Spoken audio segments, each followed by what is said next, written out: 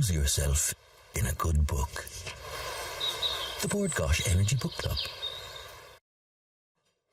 Now, if you're drawing a blank when it comes to revamping your home, then Declan O'Donnell's new book will be your Bible. It'll be right up your alleyway. Like DIY for aspirational homeowners, or whatever you want to call it. From open plan living to clever storage ideas, there's plenty of interior inspiration. Architect and Home of the Year Judge Declan O'Donnell joins us now to tell us how you too can create your dream home.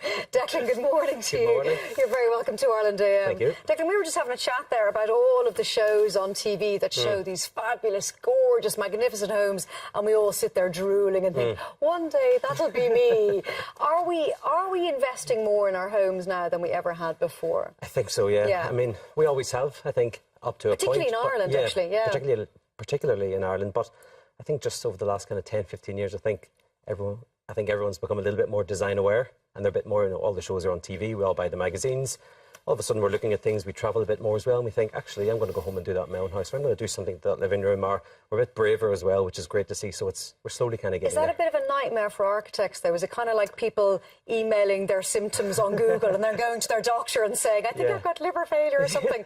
Is it the same people come to you as an architect and go, well, I want this here and I want that there, and I know I can have that because I saw it on the telly? Yeah, but that's actually really great, because when they're looking at their own design brief, we need that as well, because it's a two-way process. In someone's home, it's so personal, everybody's so different, we all live in different ways, we all want something different from our homes as well, like you were saying just beforehand. So that's a critical part, actually, if you're going to design someone's home. So that's really, really important. We love that, and then it's about bounce back. It's a two-way process after that. The one thing that all of these shows have taught us is that building, no matter how well planned, how well resourced it is a bloody nightmare. And even in fact, the best laid plans are more likely to go awry. Yeah. So when somebody comes to you with an already built building and then says, oh, I have this square peg, now I want you to turn it into a round hole for me, what do you do? Yeah, well, that's the really tough thing about extending, actually. A new house is actually a lot easier, If you have a nice clean site, it's a lot easier, but an extension is a very difficult thing to do because you have something very old and you're trying to plug something very new into it.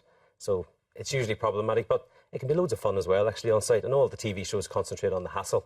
And they say, oh, it's terrible, look what's going wrong. But there's loads of fun as well. Is that the reality? Is building always a nightmare, as Mark said? And if so, why? Why is building inherently going to cause pain and agony and cost you more than you ever thought it would? Because until you're up to your knees in mud, trying to put two things together, you don't really know what's going to happen. But and that's where the unforeseen happens. It's under the ground. Maybe you haven't seen it, but there's always a way out. There's always a plan. If you prepare well, you have all of your construction documents, you have a tender there, you've obviously a good architect there who can lead you through all of this.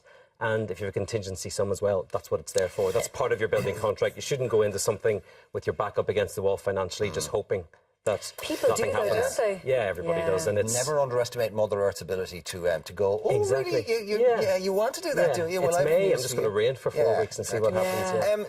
I suppose the vast majority of architecture these days is about actually making the most of what you have, or managing it better, or maybe looking at it in a different way. Now, you've given us we have some stuff there in terms of what you can do with the room, or how you take the basic unit and think, well, I'm stuck with this, and you go, well, no, actually you're not. You can do all sorts of things with this. You can make it look taller. Wow. Yeah, it's all. I mean, it's. Is that the same place? Yeah. I mean, that's. Wow. That's what design is. You've just hit the nail on the head. It's about managing those constraints, looking at what you have and making the most of it. So it's a case of, what have I got? What's not working in my house? What's the problem here? And that's what good design is. It's problem solving. So you look at that and you say, what actually happened there, Declan? That was a hallway, like a lot of kind of houses you would see in and around the country. You come in, you have a central hallway. It's too dark. It's got lots of doors off it. The client didn't like it, and they said, what can we do with it? You're like, well, let's open it up to the back of the garden, make it a lot brighter. Let's just see. How much would this transformation cost now? Well, that one is obviously quite a big aspiration, but it's not hundreds of thousands, or you're in that kind of. You're in that the supporting walls are being moved around. But at the same time, that's still moving a wall is. It's kind of expensive, but what you might get back from it, in terms of light and space and how you feel every day, it's a house for life. It's a family home for life. They hadn't spent anything on it in a long time either. So that investment that they put back into it, both in terms of how much the house is now worth, but also the value, like every day you walk down to that. Because you do increase the value of your home. And as you said, the most important point is how you enjoy your home. Well, Yeah. that's it. At the end of the day, that's the be-all and end-all, is how happy you are in your home. And that's what this book is actually all about as well. It's not about big budgets. It's not about huge aspirational aspects. It's in there as well. But ultimately, it's about, in your home. It's where you wake up every day. It's where you go to sleep every day. It's where you're safe. It's where you come home after a day's work. It's all about how happy you are in your home. We've got and a few more before and afters. That last one was a very good example. No, but you did have to change fundamental elements of the building, right? But there's another element that we have that we get for free that we don't harness properly at all, which is light. Yeah. Oh, Light. wow. And this is all about light. That's a dark room. It was north facing, so you don't get a lot of natural kind of sunlight in there. But there's things you can do. You can increase ceiling heights, obviously more glazing. And a window like that's going to cost a lot of money, right? When windows done recently. Windows, may have this ongoing obsession with windows. You love your windows. Yeah, I know. But well, actually, every architect I've ever met loves windows. It's kind of a Frank Lloyd Wright. And do you know why? Because obsession. Windows equals light, and everybody wants light. Transforms. Everybody wants space. That transforms. It's the easiest way to transform a space. It is the number one thing you can do to transform your home is to add light. No, this one's all about space. Actually, narrow hallways. You see them all the time. Well, particularly in George and Dublin. Yeah. In George and Dublin, Oh, and there you go. wow. If you remove that wall, now all of a sudden you come in, your frame of vision is blown out to the right-hand side, clever? and that's a tiny house, and that was a relatively small budget So as well. that's taken one view there, and you've given us three. Yeah. That's just very, very simple, very clever design. Looking at the problem, which is we have a small hallway, we have a small house. What do we want to do? We wanted to make it feel larger, feel bigger, more spacious. So then you have to do things like that. You have to be a little bit more radical. What would you advise people? So people are sitting at home and they haven't done anything to their home. Say the kids have left and they're left in the home and they're around. They're thinking, you know what? We'd like to do something. We don't know what. How do you work out what you want to change in your home? Yeah, I love that question actually, because that's actually what it's all about. What is it? Because we're all at different stages in life, so it's a lot of questions. It's a lot of back and forth, and it's about establishing what your design brief is. So I think that's what, certainly in this book in Rooms, it's all about the brief. And that's because people don't know where to start. It's actually about how to start.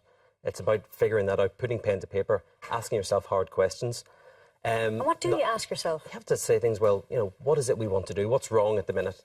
So is it a small house? Is it a narrow hallway? And it's allowing yourself to kind of accept the answers that might come, which is, well, you have a small hallway here. Yeah, so I'm going to knock down the wall to the living room on the right-hand side, and they say, what, are you crazy? And you're like, well, it's a small hallway. We have to do it. So you can approach problems from a different way. And that's why that first process, the design process, the brief, is very interesting, because you'll end up challenging your own preconceptions through that. Declan, are you being slightly disingenuous when you say it's the brief? Is it not? It's the brief and the budget. No, because the budget is only part of the brief. But you can't do the stuff if you don't have enough money. Yeah, no budget, no project. I totally get that. But it doesn't really matter, because it's only part of the brief. The brief might also be, well, it's our family home, or we haven't spent anything on it, or it's not environmentally friendly enough, or we need to improve something.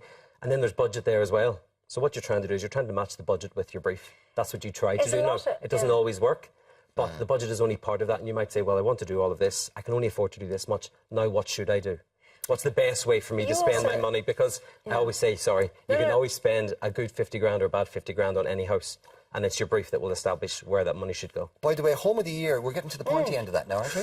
It's getting exciting, yeah. How close are we before we know the winner? There's another 3 episodes, maybe. Have you got all the finalists? They're all... Oh, it's all done. It's in the bag, yeah. You know who the winner is. I know who the winner is. I'm sworn to secrecy, I'm sorry. Okay, obviously. Did you enjoy it? Oh, it's great. It's absolutely amazing. Constantly surprised walking into people's homes, especially in Ireland. Some of the stuff you can see, I never would have thought some of these homes were actually here in Ireland, all across the country. That's a super contemporary one there as well. So it's really interesting, because we never know what's through the front door.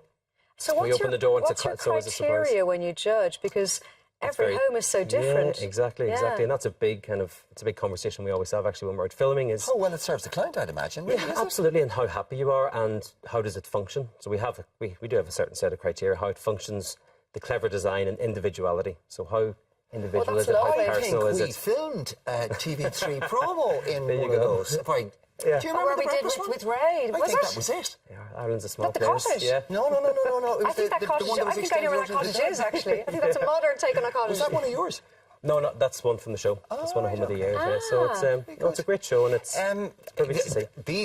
These make great presents, and they're like, oh, what can I get you as a present? Well, you could buy me this book. Yeah, exactly. It goes through everything. Like we said, it is about there's something in there for everyone. It's not just refurbishment. It's not just big projects. Even if you just want to paint your kitchen, and they're lovely to look at. They're lovely to look at. There's loads of nice pictures in it, but it goes through that. It is for everyone. There's something there. Whether you're just going to paint a kitchen or whether you're going to plan a big house, it works out that brief. It lines up what you should be looking at, and it kind of begins to debunk the myth of what really good design is. You know, everyone can do it. You just need to figure out First really. aid for amateur interior designers. Absolutely, yeah. A big part of it's emotional as well, though. Yeah. Massively emotional. Yeah. It's a very personal connection if you work with someone as well, especially in their home. Okay, Declan, Declan. thank you so much. We have 5 copies. We do indeed. 5 copies of Declan O'Donnell's new book, Rooms, to give away to our Ireland AM design lovers. Just log on to our Facebook page to be in with the chance of winning. There you go. Right, how would you like to be in with the chance of winning a book club goodie bag and a Versus tablet? Well, all you have to do is send us in your 50-word reviews of any of our book club picks this month. You can get them into us, if you get them into us by Friday the 29th, you are eligible to enter.